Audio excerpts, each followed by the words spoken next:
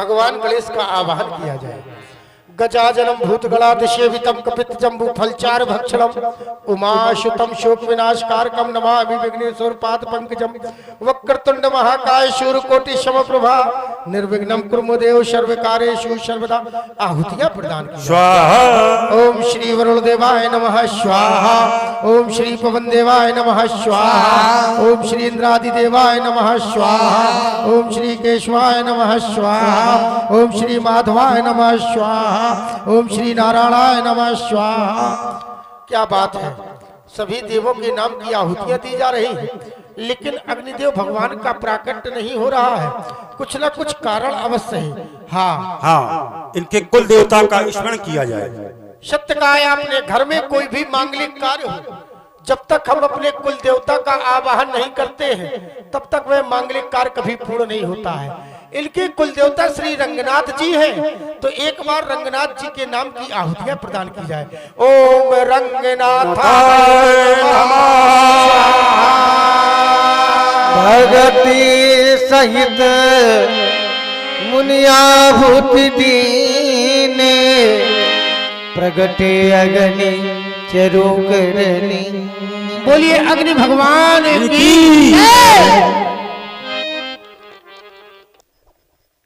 चक्रवर्ती चूड़ामणि अवध नरेश सम्राट महाराज श्री दशरथ जी बड़े ही श्रेष्ठ एवं विद्वान संतों के माध्यम से आपके द्वारा जो पुत्र कामेष्टि यज्ञ करवाया जा रहा है वह यज्ञ अब संपन्न हो चुका है। और हो भी क्यों नहीं, हाँ, एक और देख रहा हूं वेद वेदांगों के मर्मज्ञ भूत भविष्य वर्तमान के ज्ञाता श्री ब्रह्मा जी के पुत्र श्री वशिष्ठ जी, तो द्वितीय और क्या देख रहा हूं राजन, आचार्य श्री श्रृंगी ऋषि जी। इनके संदर्भ में ऐसा कहा गया है कि इनके द्वारा जितने भी यज्ञ कार्य करवाए जाते हैं वह अवश्य संपन्न होते हैं। इन सभी का इतना महान सहयोग एवं आशीष आपको प्रदान हुआ है, अतएव फल की प्राप्ति क्यों नहीं होती। लेकिन जानते हो राजन, प्राय संसार में ऐसे भी लोग हैं जिन्हें फल की प्राप्ति नहीं होती है। वह कौन है इस संसार में? वह वो लोग होते हैं जिनके अंदर मैं रहता है, जिनके अंदर अभिमान रहता है। और अभिमान मैं के वशीभूत हुआ प्राणी यदि फल की आकांक्षा रख करके कोई कार्य करे तो वह कार्य संपन्न नहीं होता है। लेकिन जिस प्राणी के अंदर कोई मैं नहीं होता, जिस प्राणी के अंदर अहंकार नहीं होता है, जो निस्वार्थी होता है, उसे स्वतः ही फल की प्राप्ति हो जाती है। इस संसार में नाना प्रकार के उदाहरण मिल जाएंगे कि यदि बल से फल की प्राप्ति का प्रयास करो तो असंभव है, यदि बल से प्रयत्न न करके भक्ति को माध्यम बनाओ तो फल की प्राप्ति सुलभ हुआ करती है। जैसे कि कहीं दूर की बात नहीं, यही की बात देख लूं। जिस समय आपके द्वारा यह यज्ञ करवाया जा रहा था तो मंत्र के बल से फल की प्राप्ति का प्रयास किया जा रहा था। कैसे? जिस समय आपके गुरुदेव भगवान के द्वारा यह यज्ञ करवाया गया और यज्ञाचार का कार्य आचार्य श्री श्रृंगी ऋषि जी को सौंपा गया तो उनके द्वारा मंत्रों के बल से फल की चाह रखी लेकिन पूर्ण नहीं हुई। लेकिन जिस समय इन्हें ये बोध हुआ कि बल से कुछ होने वाला नहीं है, बल से श्रेष्ठ मार्ग भक्ति का होता है, भक्ति में बड़ी शक्ति हुआ करती है, जो बल में शक्ति नहीं वो भक्ति में होती है। तब किया क्या गया, भगत सहित मुनि आहुत दीने, तब परिणाम क्या हुआ, प्रगटे अग्नि चरु कर लीने। अतएव आपको फल की प्राप्ति होगी। लेकिन जिस समय मंत्र के बल से प्रयास किया जा रहा था तो आपको फल की प्राप्ति नहीं हुई। जो वशिष्ठ कछ हृदय विचारा शकल काज भा सिद्ध तुम्हारा। आपके गुरुदेव भगवान के हृदय में जो भी विचार करके कार्य करवाया जा रहा था वह काल पूर्ण हो चुका है। वैसे किसी के हृदय की मन की बात जान लो, ऐसा तो हो ही नहीं सकता। इसलिए उनके द्वारा जो भी विचारा गया उन्हीं तक सीमित रह गया।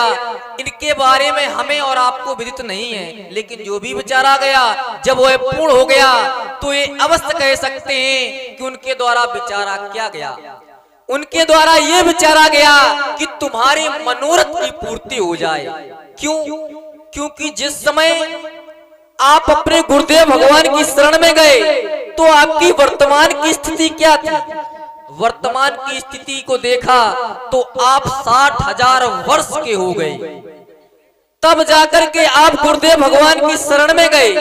वैसे एक बात तो है, संसार में प्राणियों के ऊपर जब दुख आता है तब गुरुदेव भगवान या ईश्वर की शरण में जाता है। कहने का भाव, दुख में सुमरन सब करें, सुख में करे ना कोई, और जो सुख में सुमरन करे तो दुख का एक होए।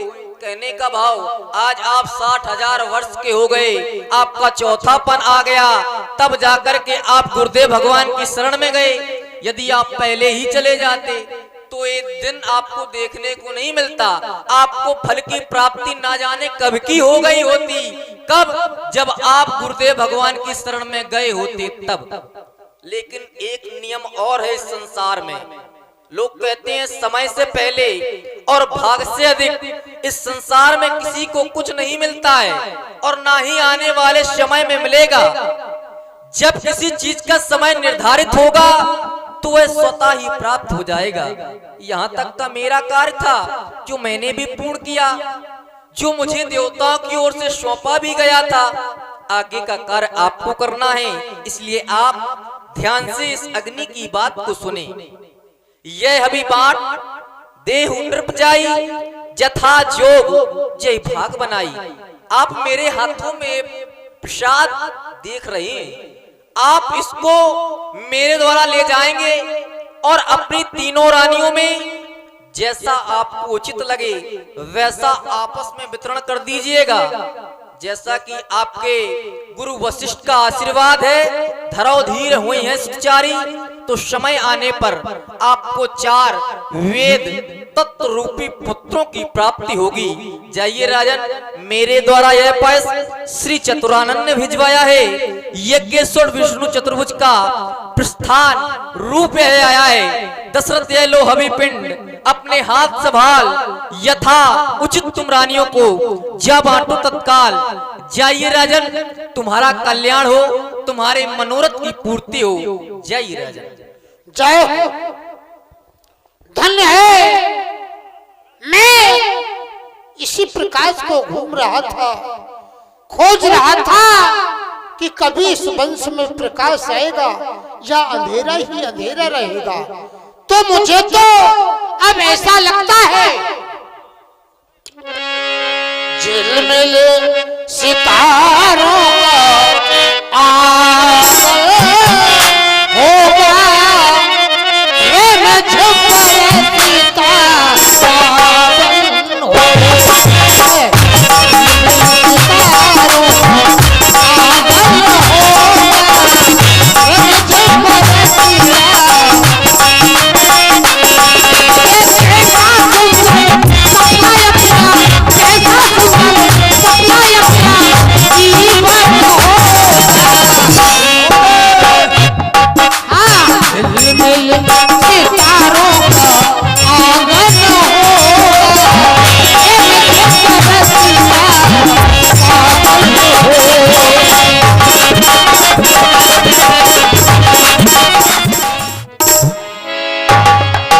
तब ही राय कौशल्या के कई सुमित्रा मेरे पास आओ। प्रिय नारी बुलाए कौशल्या कहाँ चलिया। महाराज के चरणों में कौशल्या प्रणाम करती है। महाराज पुत्रवती भव, पुत्रवती भव। हे नाथ, क्यों? आज आपके द्वारा हमें आशीर्वाद दिया जा रहा है पुत्रवती भव, और इस आशीर्वाद के लिए मैं सारा जीवन हो गया, हमें नहीं मिला। हे नाथ, ये अयोध्या की नारियां हमारा उपवास करती थी, कौशल्या के कोई पुत्र नहीं है। अरे मेरे भाग में मां बनना नहीं लिखा था, तो क्या बहन केकई के भाग में भी मां बनना नहीं लिखा था? अगर बहन केकई के भाग में भी मां बनना नहीं लिखा था, तो क्या बहन सुमित्रा के भी भाग में मां बनना नहीं लिखा था? हे नाथ, क्या हम तीनों बहनें इस पुत्र सुख से वंचित रहेंगी? हम तीनों बहनें नारी तो हैं, केवल नारी, वो भी अपूर्ण नारी हैं हम, लेकिन आज आपके द्वारा हमें आशीर्वाद दिया जा रहा है कौशल्या पुत्रवती भव। हृदय दुखी हो गया। क्यों? जब कोई अपना हंसी उड़ाता है तो दुख होता है। अभी तक दुख तो नहीं होता था जब अयोध्या के नारी उपहास करते थे। क्यों? प्रतिदिन मैं श्री कुलगुरु वशिष्ठ जी के यहाँ प्रणाम करने जाती हूँ, उनके द्वारा भी हमें सारा जीवन हो गया, कभी आशीर्वाद हमें नहीं दिया गया कौशल्या पुत्रवती भव। लेकिन आज आपके द्वारा मैं प्रतिदिन आपके पास भी तो आती थी और प्रणाम करती थी, लेकिन आपके द्वारा भी कभी आशीर्वाद नहीं दिया। लेकिन आज अचानक आशीर्वाद सुन करके हृदय खुश नहीं हुआ, हृदय खिन्न हो गया ना कौशल्या। लेकिन आज कहो तो मैं मांग लूं झोली फैला करके, जो मांगना चाहती हूँ, जो मिल ही गया है, अब क्यों मांगू?